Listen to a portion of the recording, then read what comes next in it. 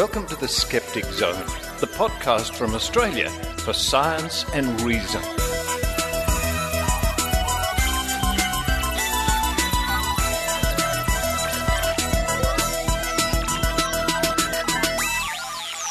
Coming to you live from Canberra, it's Richard Saunders. Hello and welcome to the Skeptic Zone, episode number 266. There's a secret code in there somewhere, I'm sure, coming to you live from the Australian Skeptics National Convention in Canberra. I'm here at a table with...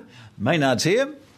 Amanda. Shane. And a bunch of biscuits and fantails and lots of noms and drinks. Yeah, and look, I find this room particularly alarming, Richard, because I've actually managed to do the Oprah diet lately, which means I don't actually listen to anything she says. But one thing Oprah said that I thought was interesting, which anyone can do, and is actually good dietary advice, is fat bust your house. Don't have chocolate, cakes, cookies in it. And so my house doesn't have any of this stuff, so I don't eat it because... It's all here. Yeah, and it's all here. Because the stuff that was in it is actually here. So I'm going, oh my God, there's fantails, there's biscuits and things. And most people are going, oh yeah, they're biscuits, because I'm going, foreign objects I don't see very often. Well, we're in the green room, which is... greenish. It's got a green wall over there. It's a place for speakers and other people to hide away and have a little rest between sessions. But it's a great convention so far. We're halfway through the first day. Lots of good talks. We had a good night last night with the Discovery After Dark. Look, and I have to congratulate the Canberra Skeptics on putting a very Canberran stamp on it here at the CSIRO and giving it a real flavour of the Australian Capital Territory. I think they certainly have. It's our nation's capital. Yeah, and we're actually in the suburb of Action, which is named after Action Gough Whitlam, who was a superhero in the 70s, and I think... Super Semi-Gough, right? That's right. I remember him. That's right, yeah. So Former Prime Minister. It's exciting. It's exciting, but coming up on this week's show, which is equally exciting, some bits about the convention, some little grabs and bits, but coming over the next weeks, lots of Maynard interviews, of course. And I take this opportunity to personally thank the listeners to the Skeptic Zone for pitching in and helping me get here. I'm going to hope I can at least live up to half your expectations. Yes, well, we did actually get you a full mattress. Yeah, it's great. And let me tell you, it hasn't got much use here, but I've been having a lot of fun looking at it. Boom, boom. Coming up in this week's show, I talked to Dr. Chris Peters from Sense About Science in the UK. He's going to talk about their outreach, which is asking for the evidence. Very important, ask for the evidence. And after that, we have an interview you conducted, Maynard, about UFOs. That's right, folks. In the Hunter Valley and around the Newcastle area, there is actually a great UFO flap at the moment, as the English would call it. There's some hot spots. I spoke to Ian Kirkwood, a journalist at the Newcastle Morning Herald, about the hot spots on the west side of Lake Macquarie, and it seems like Gloucester. Now, he's someone who's been collating UFO reports, and he's actually got a few he couldn't talk about because they're going to be coming out in the Herald shortly. So there's a UFO flap in Newcastle, at last. At last, and for our international listeners, run to your MAPS program, and Newcastle is just a little way north of Sydney. That's right. And I used to live between Newcastle and Sydney, and I don't remember seeing many UFOs. Oh, I think he might mention the famous UFO incident where a UFO was reported hovering over a lake in the Central Coast, that's between Sydney and Newcastle, and sucking up some water. That was me. That was after a party one night. Following that, we have a week in science with Dr. Paul Willis from the Royal Institution of Australia, and Dr. Paul Willis is here, in fact, at the convention. I've seen him running around having a cup of tea. Yep. And look, in fact, everyone is here that's big in the skeptical movement. I've seen plenty of people with dark glasses hiding behind cupboards. It's been great. Yeah, that was because of the party last night. But Amanda's wearing some sinister-looking glasses. But the convention, I must say, we were very happy. It kicked off with a live appearance of James Randi. He did? Yes. Yeah, he turned up via camera phone, and it was very interesting indeed. He showed us some of his stuff in his office. It was great, and he took the time out to make sure it all lined up. We Skyped him, and there he was, and the delegates were very happy. He looked like he'd just come back from a rave or something. He looked a bit dishevelled, but I think he'd been out partying. You can't keep James Randi down. Anyway, that's all coming up on this week's show. Why don't we just sit back and while the listeners are listening to the show, I'm going to raid these biscuits and fantails. I'm going to take some home.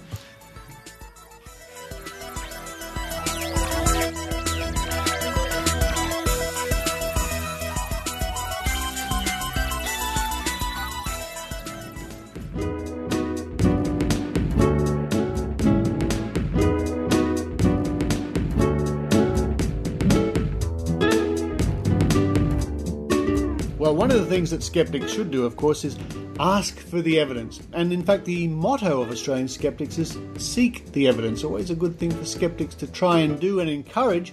And on the line, joining me from the UK, I've got Dr. Chris Peters from the Sense About Science campaign. Good evening or good morning, Chris. Good evening, Richard. Nice to meet you. Well, it's good morning for me and good evening for you, but that's the world we live in. Indeed.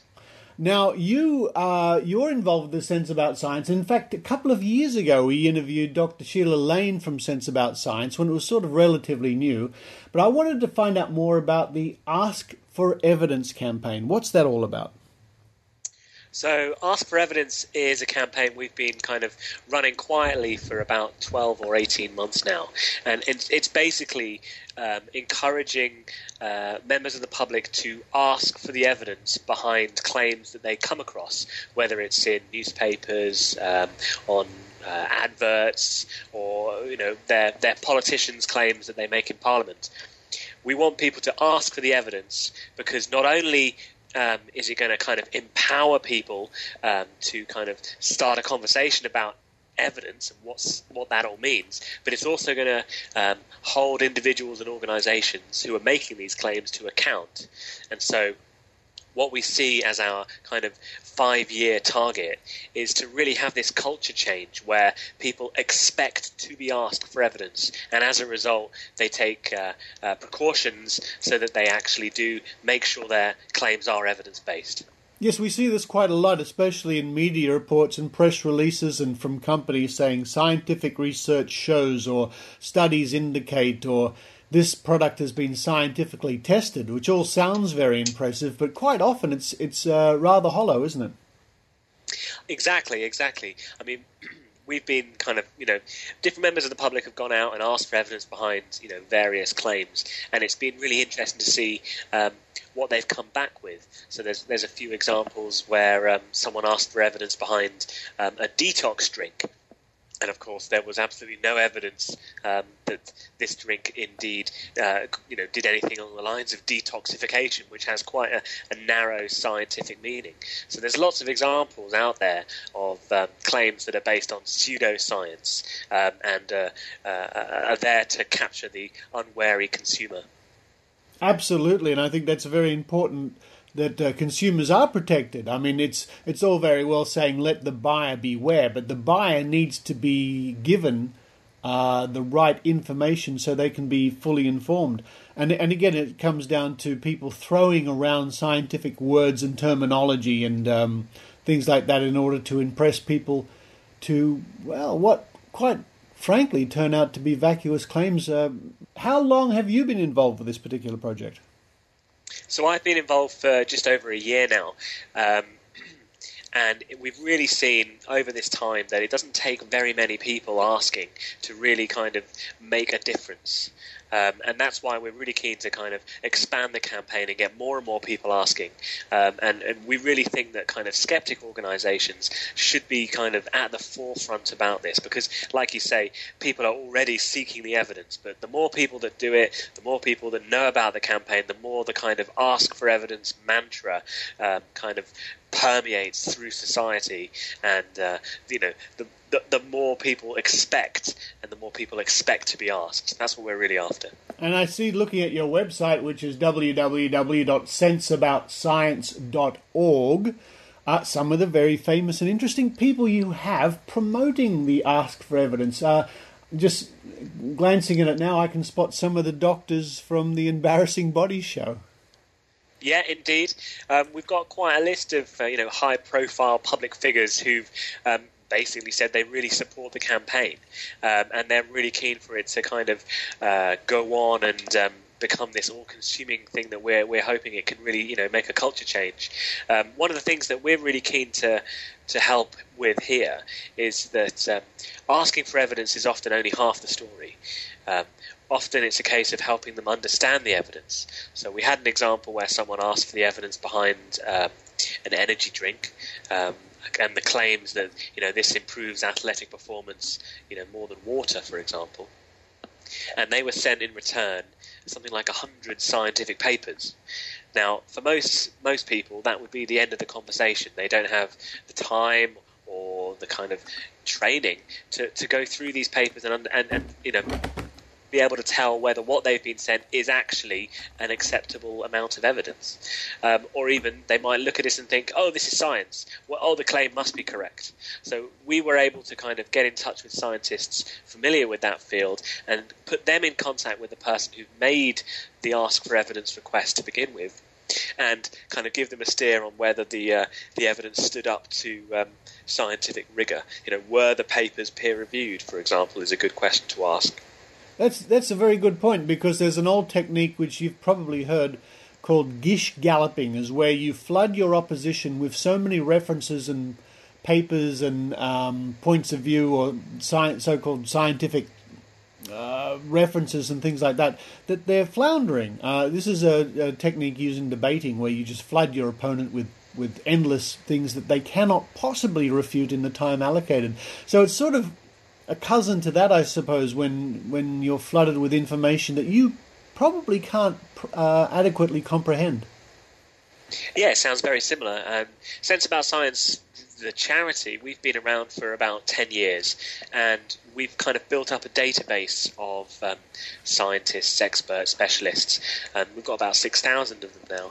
And so we've got a really strong kind of group of people that we can go to help, understand evidence. So whether it's a claim about Wi-Fi causing cancer, or babies' bottles causing who knows what, we've got people up there who are willing to stand up for their science and kind of give us what the body of evidence says, rather than perhaps in this case isolated studies which may or may not be adequate.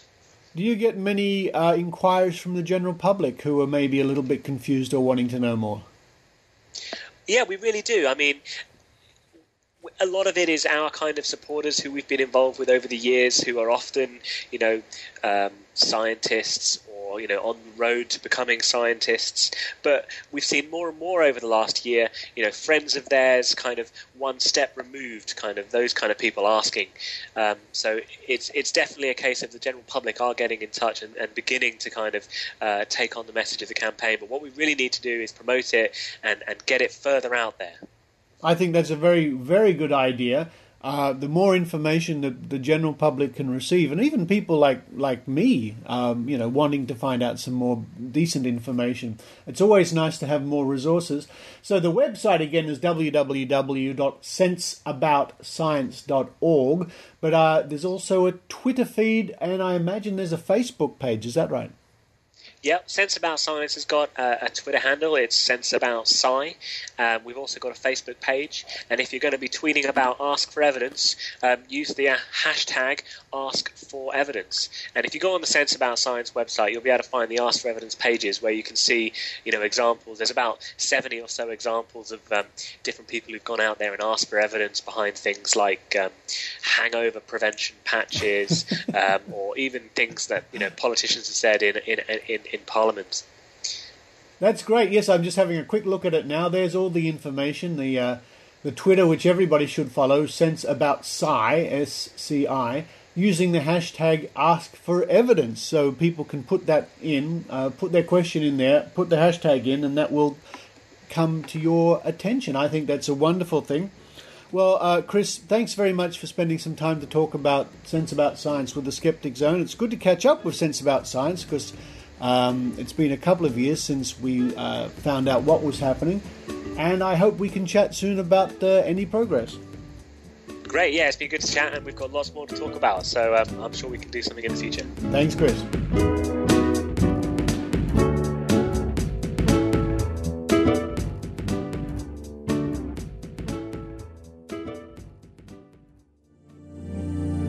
Hi, this is Tim Farley. You probably know me from whatstheharm.net, a catalog of the real-world harm caused by lack of critical thinking. But that's not my only project. I present at Skeptic events. I post a daily Skeptic History fact on Twitter and Facebook. And I blog about using new techniques on the internet to advance skepticism. Come over to skeptools.com and check out my latest ideas. But first, enjoy the rest of the Skeptic Zone. Here's Maynard's spooky action. at a distance.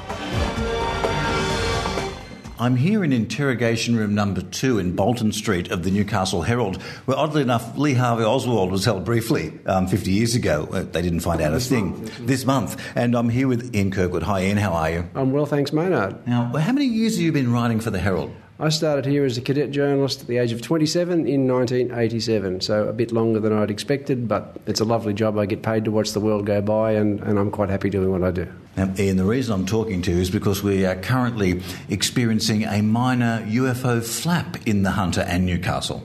So it would appear. We were sent, the wonderful world of the internet means that the Herald and other news organisations like yourself can be sent all sorts of weird and wonderful things from the public.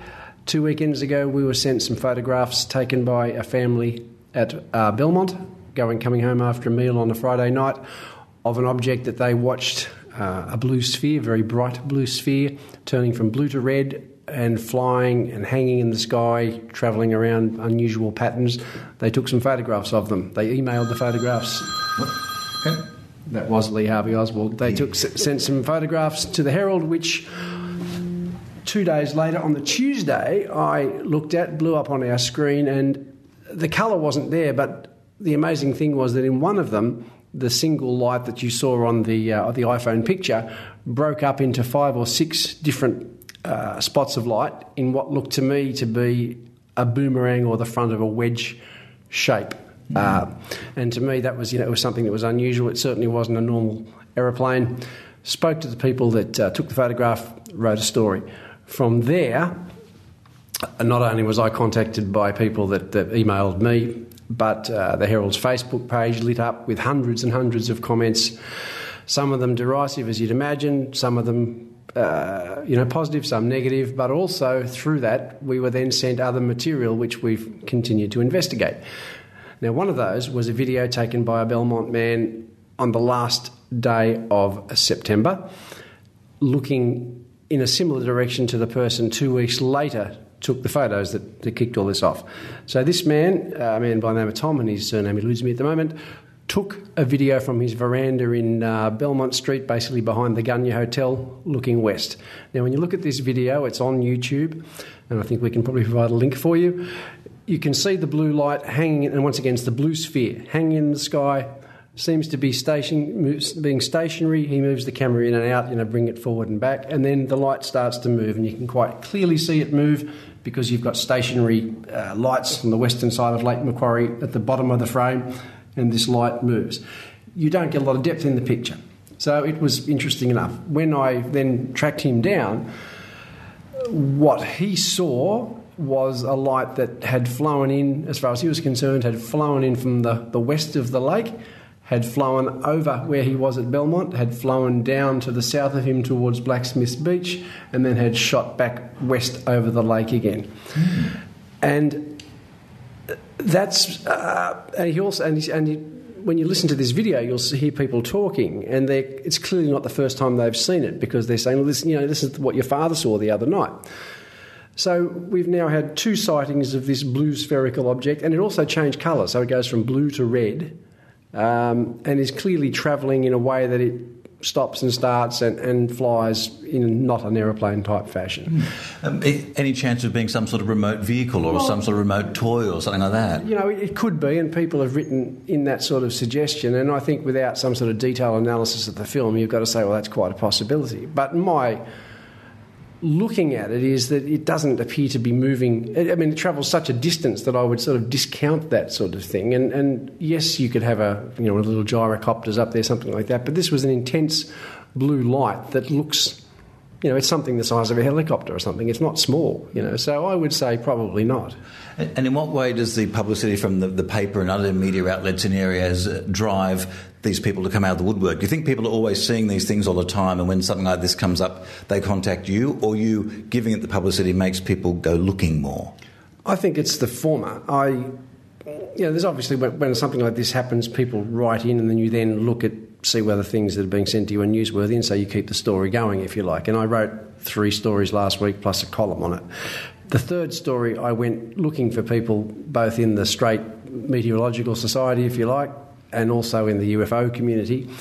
And a person from Queensland that I spoke to from the UFO community said, what writing about this does in mainstream media is that it empowers people to speak up in a way that they wouldn't otherwise, because they can see it makes it legitimate. Yeah, it's being treated seriously and they're not going to be ridiculed for it.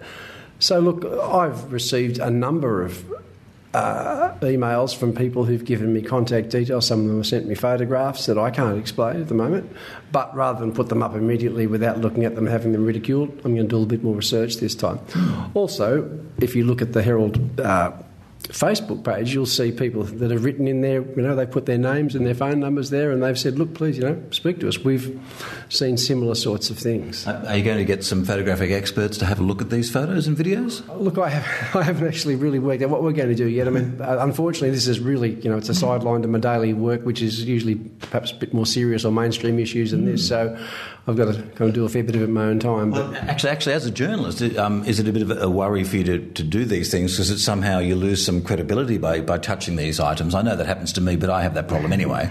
Well, if it does, no one's said anything to me, and I'd like to think not. But I think there will always be those people that ridicule these sorts of things. Without straying too much into my family life, my own wife is very much an empiricist. If she can't see a mathematical equation for something, she doesn't... No, she's a skeptic. She searches for the audience. And she says to me that my interest in this is a bit like a religious experience where we're all searching in one way or another for something that validates our lives. Now, I hadn't stopped to think about that until she mentioned it recently, and I think there's possibly an element of that in what I'm doing and what other people are doing. But I've long believed that a universe that is supposedly 13 billion years old, that is 13 billion light years across, that has an simply uncountable number of billions of planetary systems and galaxies, we cannot be the only living thing.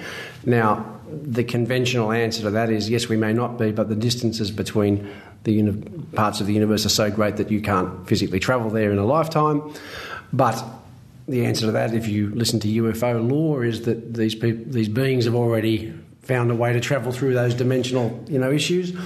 Or if you look at the scale of things, what we think to be a long time, might not be a long time, in the same way that I don't suppose a fly realises that he's alive for 2 weeks and dies. That's a long time for him, I suppose. Now, Ian, where is the hotspot? Where is the portal for these sightings in the Hunter? Is there one that you're more likely to see unusual things in the sky than anywhere else? No, I don't think so. But the sightings that have come up, a lot of them do seem to be in Lake Macquarie. The other area is north of here, up towards Gloucester. I've located a few more sightings up there that I can't quite share with you yet, but they're sightings that supposedly Williamtown Air Base has been involved with as well, allegedly scrambling jets. Now, we've put these questions to the airbase before, and they've always denied there's been any activity, but the people that have made these claims insist that they've seen strange things fly through the sky and then RAF jets following them. Wow. And yeah, it is a real mystery, isn't it? And even if it is just someone having a bit of a hoax over the lake with a flying aircraft, even that in itself is a pretty interesting little story. Well, I don't think... Why would people go to these lengths to hoax? I mean, yes, people say, it's a hoax, it's this or that. But, think about it. It takes, especially for people that... And there's a circuit where you can see people go out and speak about these things at length, and they take their slides and things. I mean, it's an incredible act to try and want to maintain a belief in something like that if you don't really believe that. I mean, if no one's going to make money standing there in an RSL club in Whoop Whoop talking to 30 people. It's not something you do for fun. People obviously believe these things. And the amazing thing about the net is that it does give you instant contact with people that you would not otherwise have been able to meet. So I've got no doubt there's been an explosion of interest in conspiracy theories and ufology since the internet and since Google has enabled us to instantly get where we need to get. Previously, you'd go down and you'd buy a book and you'd see a reference and maybe you'd go and get another book. Now you can literally contact people, as I do in this as a journalist. You want to find someone, you look them up, you find their email, you write them an email, and amazingly, a day later or an hour later, they write back. So within hours of the first article appearing last week, I had emails from UFO hunters, if you like, in the United States about the first article that we published in the Newcastle Herald and it had found its way to the States within hours of being published. It's quite extraordinary. Look, Ian, I'll certainly be interested to see what you uncover in The Hunter, because this current flap has just uncovered a lot of things, and I'll be interested to see if people coming out talking about sightings in the past. I want to know what's gone on here. Well, yeah, I don't know what's gone on either. I do know that. I've just been sent some material now, which includes a number of historical, sightings in the Hunter.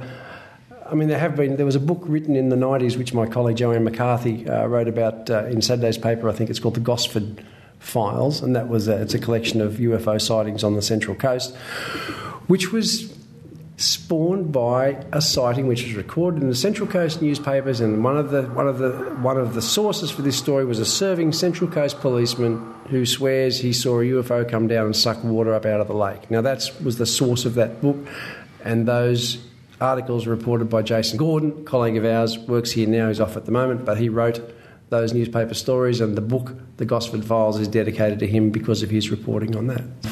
I look forward to see what you uncover here in The Hunter. And if I do disappear, it's been nice knowing you, Maynard.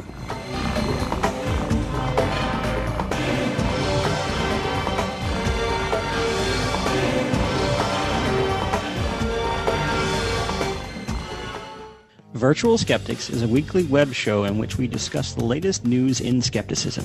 Whether it's a new case of spontaneous human combustion, a conspiracy theory, the latest update on the upcoming robot apocalypse, tech news for skeptics, or the latest wacky religious claim, we cover it all. We record the show live as a Google Plus on-air hangout, so join us and our host Brian Gregory for an hour of mostly intelligent talk every Wednesday at 8 p.m. Eastern U.S. time. Watch us at virtualskeptics.com and participate in the show on our hashtag VirtualSkeptics. The Virtual Skeptics. It's like Meet the Press, but with chupacabras. Welcome to A Week in Science from RiAus, bringing you the science news you need to know. New space neutrinos, evacuate, and overconfident quiz cheats? That's what happened in science this week.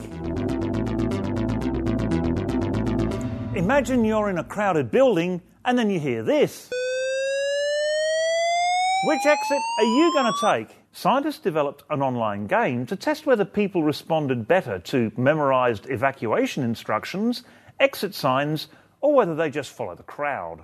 When people were given conflicting instructions, such as seeing other people using one door but a clear exit sign on another, they made unpredictable and irrational evacuation decisions. Understanding why we make these decisions will help to develop better evacuation procedures. You can test your response to this game. We have a link on our website. Scientists at the South Pole have been celebrating after detecting astrophysical neutrinos for the first time. This rare type of neutrino comes from outside our solar system and is a very high-energy, nearly massless particle that is smaller than an atom. Sensors buried deep at the South Pole have reliably detected the special particles for the first time, potentially carrying information about distant parts of the galaxy. This discovery will lead to new ways to explore how our universe works, allowing us to probe the far reaches of the galaxy and beyond. You're listening to A Week in Science from RiAus. And now, 4 science headlines in 30 seconds. Greenhouse gas emissions have reached an all-time high, with annual CO2 emissions having risen 58% since 1990. Spending just $5 extra on healthcare per person in developing countries could save 147 million kids by 2035, but only if we spend it in the right way.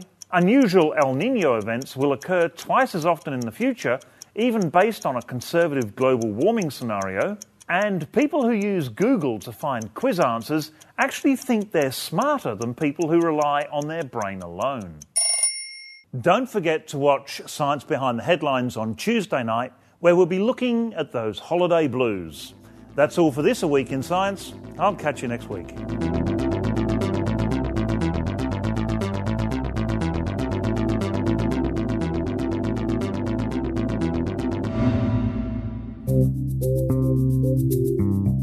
The Skeptic Magazine, the journal from Australian Skeptics. Subscribe online to the world's second oldest skeptical magazine. visit www.skeptics.com.au and click the Publications link. You can also find there over 30 years of back issues free to download. The Skeptic, the magazine from Australian Skeptics.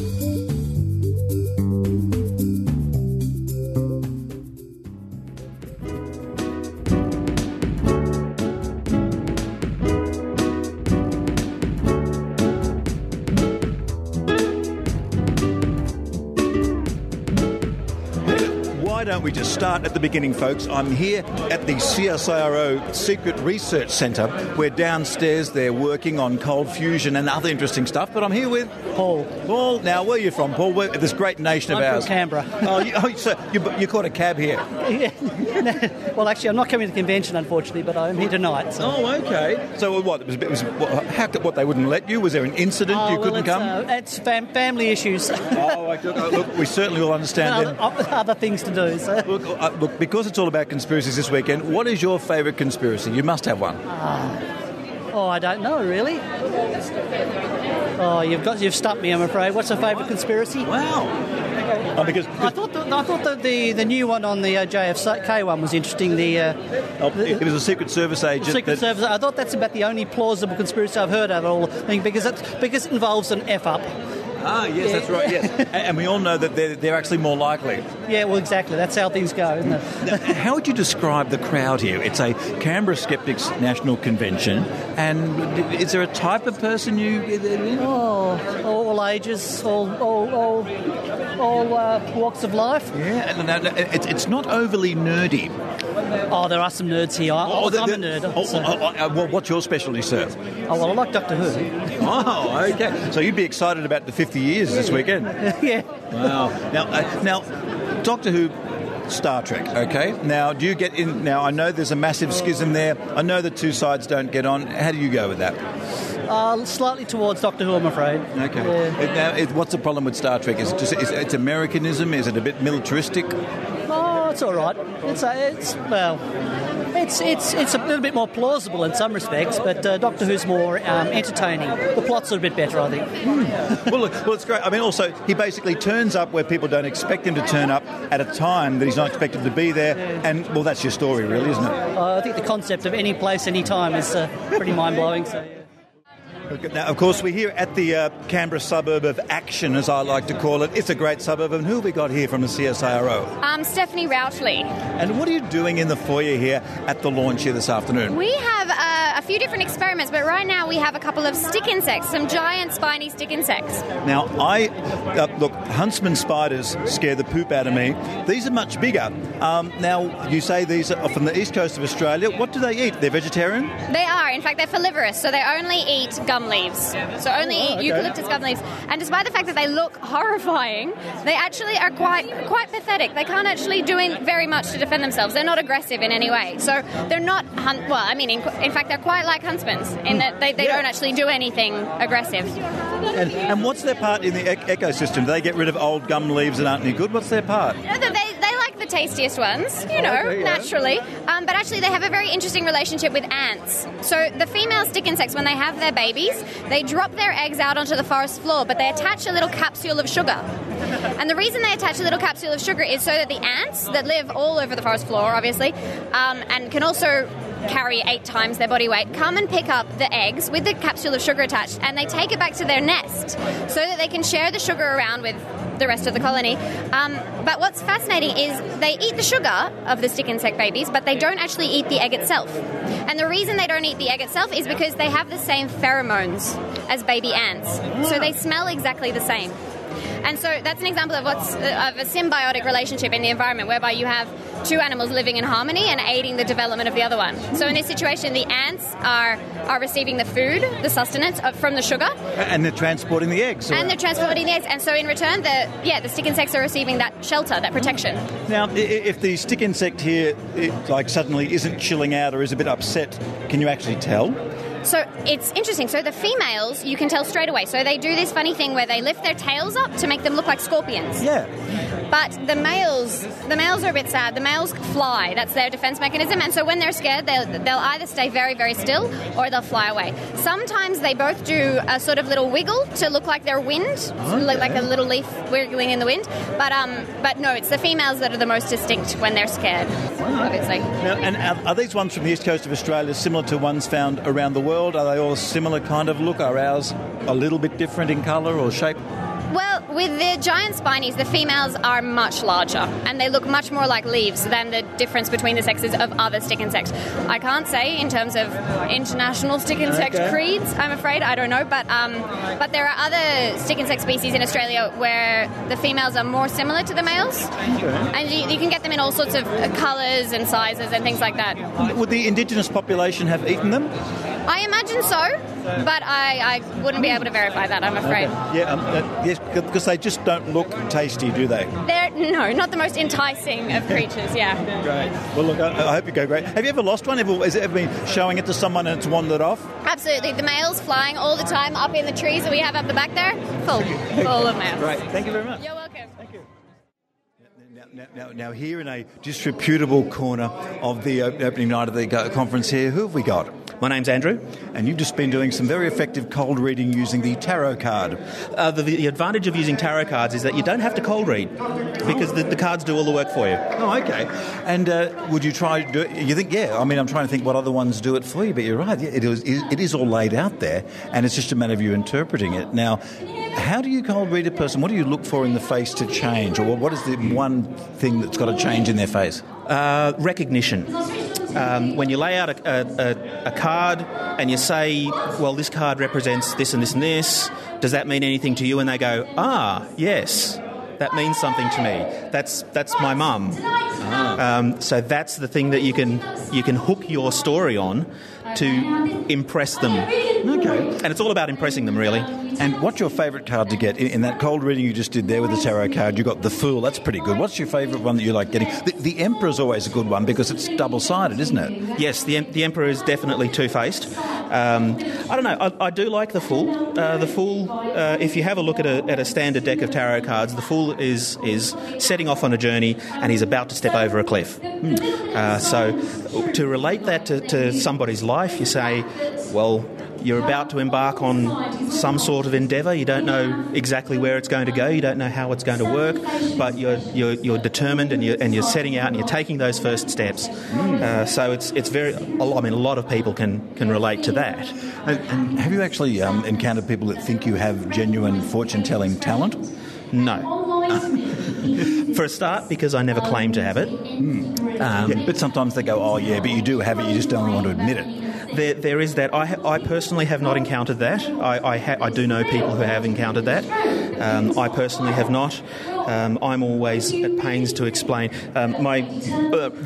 The title of my quote-unquote talk there is A Skeptical Guide to the Tarot and How It, quote-unquote, works. Those quote marks are very important. And you can't see me doing the air quotes here, but I am. Because the tarot does, quote-unquote, work. So long as you understand what I mean by working. Well, see, my astrologer friend Jessica Adams has always told me, Maynard, don't mess with the tarot or the Ouija board because that's where the lower souls kind of hang out. Yeah. And she thinks that it's not good to mess with that kind of stuff, but you haven't encountered any problems? No, because they don't exist. Right? I was always told during my neo-pagan phase that you don't mess with Ouija boards because Ouija boards summon elementals, and elementals are mischievous spirits who don't actually want to help you out or anything. They just want to mess with your head. But the elementals don't exist. So is it possible that just doing the Ouija board is you kind of mucking around in that area anyway? So you could be a bit confused to start with. Well, yeah. The thing about the Ouija board is that it's ultimately being controlled. Right? The people who have their fingers on that planchette are exerting force on it and moving it around. So it's not as easy as the tarot is because the tarot has a picture of everything. I've got one right here. It's the Two of Swords. We've got a blindfolded maiden by a sea carrying two swords crossed across a chest. So the sword represents the intellect, the mind, thoughts. We've got an image of blind justice here. We've got a choice between two particular intellectual paths. See, all of these images... Already, you've got something that could be taken 2 or 3 ways there, and you're looking at the person and you're away. Exactly. So the tarot... the analogy I used in my talk was tossing a coin, right? You say, I don't know whether I want steak or I want pasta, right? So I'll toss a coin. Right, so we've all tossed a coin to make a decision between two things. So you toss a coin and we go, heads. Okay, I'll have steak. But no, I don't really want steak. I want pasta. Right? The coin hasn't made the decision for you, but it has clarified in your mind that you actually do want pasta. Right? The answer on the coin wasn't the answer that you went with, even. But you were able to make the decision with the help of the coin. With tarot, it's exactly the same. They help you to come to decisions. They don't provide any mystical information, any information about somebody's life that comes out in the tarot is actually coming out in their own head, prompted by the images on the tarot. So it's a very easy shortcut way to start cold reading someone. As I said in my talk, there's a really good book about the techniques of cold reading by Ian Rowland, Full Facts Book of Cold Reading. I recommend it. But with the tarot, you can throw it all out because it's all replaced by these images on the cards. Okay. Well, look, you're going to have a lot of fun this weekend, I think, with that kind of ability. Yes, I think I am.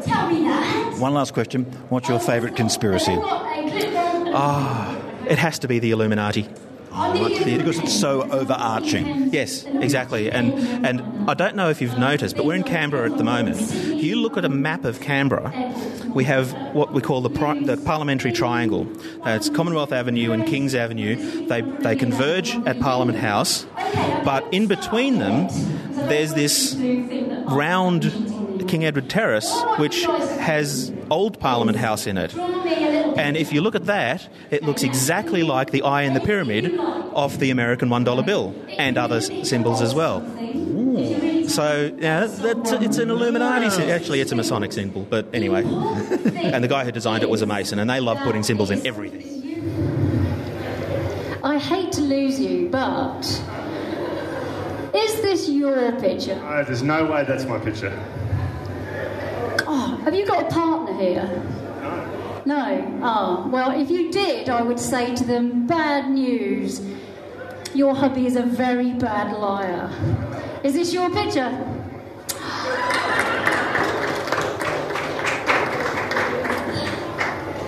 Okay, right. One last chance for you to get it right.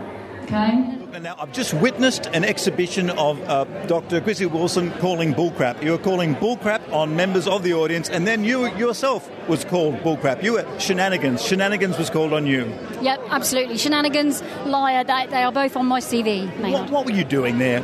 Well, what I was trying to do was to show that anyone can be fooled. Now, look, we are in a room full of very well-informed, sceptical people who are on the lookout always for, scams, etc. But even the most intelligent, it doesn't matter how intelligent you are, how well educated, where you come from, what your background is, how smart you think you are, anyone can be fooled. And tonight, they wanted to believe that it was possible to be able to spot a liar. I mean, wouldn't that be a great thing to be able to do? And so I sold it that it's psychology, that it's something real and perceptible and tangible that we can all do. And, they all fell for it. In fact, your trick was cheaper than a push-up bra. Well, it was cheap, actually, very cheap. But it's a trick, actually, that's used a lot by psychics, because there's lots of different ways you can do it. You can pretend that you're psychic and use the same trick. But I thought, well, it might be really nice to use it from a psychology point of view and to try and sell the idea that we betray ourselves when we use body language if we're trying to get away with a lie. And every time I've done it, it's always worked really nicely. Although, unfortunately, my wonderful friend Laurie... Yeah, thanks, Laurie. He got to the punchline too soon. He was stepping on your punchline. He was. And, of course, this weekend's all about conspiracies here at the National Convention. What do you think is the most interesting conspiracy, or even one you would like to be real? What would I like to be real? No, you would like to be real. What would be a conspiracy you would like to be real? I would be hugely amused if it turned out that we didn't actually land on the moon. And you know, and they've been doing a cover-up, and the whole uncovering of the cover-up was a cover-up itself. And absolutely. I mean, the alien thing is just silly, and the JFK thing is just too far-fetched. But if it turned out that we didn't actually, or the Americans didn't actually land on the moon, I think that would be wonderful. And when the information at the press conference comes out, in the distance you'll hear this small child go, ha ha. Absolutely, yeah. And the words of that immortal bard Nelson, ha ha. Love it. Well, look, we met some stick insects, some leaf insects earlier. Who have we got here? So these are our eastern long-necked turtles. We have Mendeleev with the black shell, and this guy here is Geronimo. They're both around 10 years old, sort of 9, 10 years old. They're around the same age, also around the same size.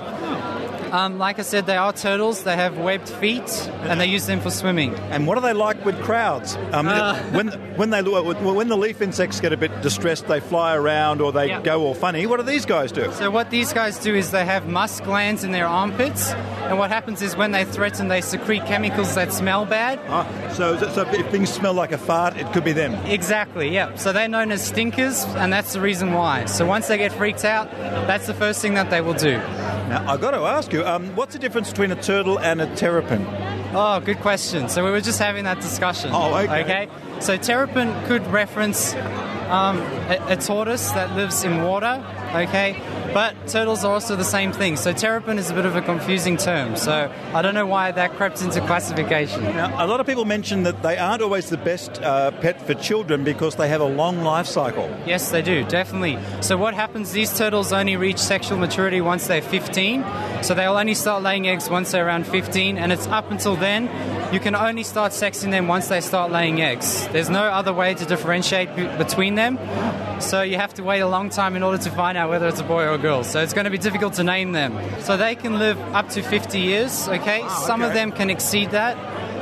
Generally, they will last around 50 years if they have enough space available to them and also food. If they have no restrictions, then they can get pretty big. And what are they food for? I imagine the indigenous population might have enjoyed making a soup or a snack on them. Yep, so most of the indigenous people would have eaten them. There'll also be other predators that lurking in the water as well. Okay. So you might get some other reptiles, larger reptiles that might prey on them.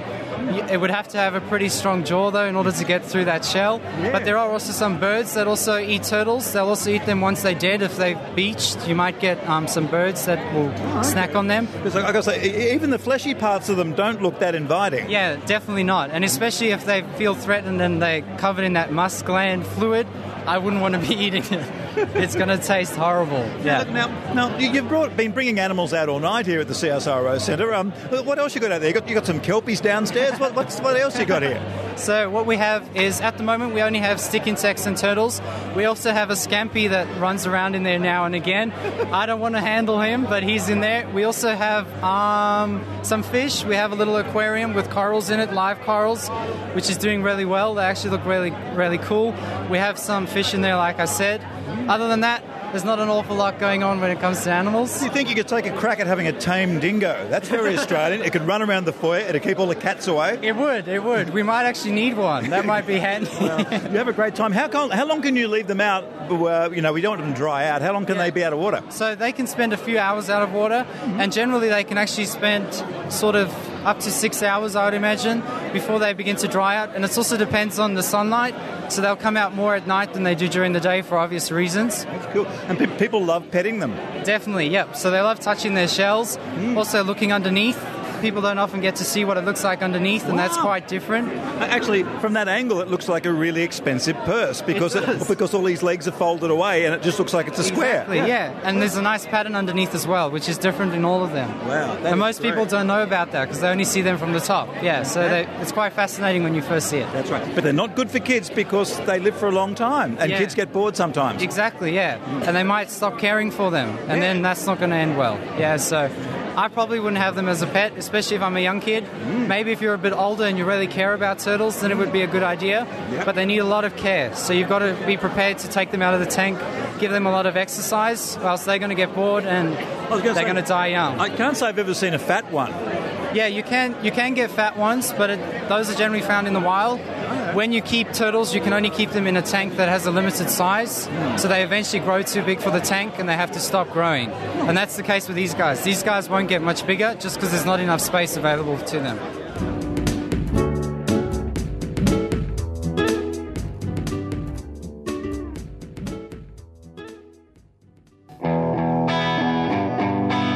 Hi, I'm Finn. And I'm Rebecca, and we're the Skepticons. Skepticons is an Irish podcast by the Dublin Skeptics Society. It takes a conversational, irreverent look at science, news, and skeptical topics from an Irish perspective. You can find us at www.theskepticons.com. You're always spirit with a strong finance.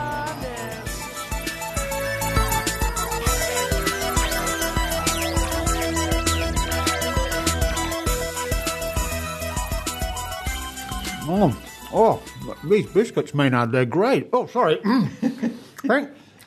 Thank you for listening to the Skeptic Zone. That's Richard Fullmouth Saunders. Oh, you caught me. I was enjoying the show so much I was eating a biscuit while I was doing it. Well, quite a show, and of course just a taste of what's going to be happening over the next couple of weeks from this convention in Canberra. People say nothing goes on in Canberra, and sure, that's true, but this weekend something will. It's all different this weekend, and thanks to you, Maynard, I know you've been running around like the Flash. Not with your golden, silver, sparkly coat this time, though. No, not this time. No, believe you me, look, I've been spending every passing minute I possibly can at the Signals Intelligence Unit downtown there, and let me tell you, those people know how to party. They do. We've got hecklers here in the room, folks, I'm sorry to say. But lots coming up in the next few weeks on the Skeptic Zone from the Canberra Convention with interviews with delegates and special guests and all sorts of things. Okay. Well, I guess you have to sign off now. Are you going to go back and live in the fridge like you normally when you do this from home, you go, I'm just going down to live in the fridge for a fortnight and eat some smoked salmon. Well, that's what I do between episodes. Anyway, for this week, it's Maynard and Richard signing off from Canberra in the Australian Capital Territory. The suburb of Action. You've been listening to the Skeptic Zone. Visit our website at www.skepticzone.tv for comments, contacts, and extra video reports.